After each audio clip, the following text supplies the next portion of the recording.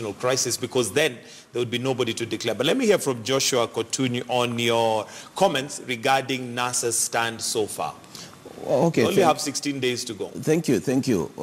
One thing that that I want to emphasize at this time, it is even not a NASA stand or maybe perhaps Jubilee stand. I will talk through experience because I was a member of parliament in 2007. And I was the youngest member of parliament during that time. And I remember very well when things went haywire. And my constituency was one of the constituencies that was seriously affected by the post-election violence.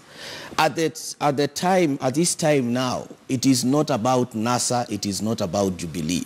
I want to challenge my friend here as a member of parliament. It has reached a point where we've got to sit down as members of parliament and we say, the state of the nation where it is now, does Raila matter, does Uhuru matter, or the nation matters?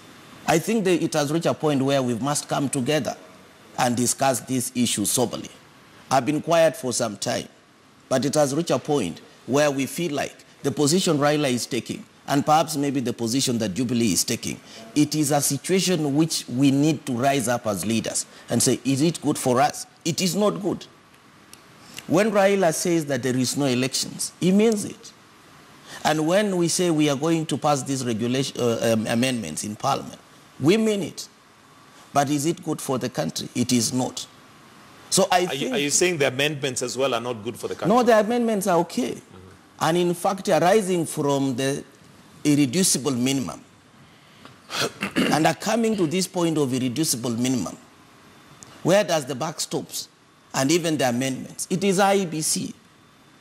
I want to see the irreducible minimum in a positive way. And I want to see the amendments in a positive way. But the dilemma that we have is that we don't know what IEBC is telling NASA.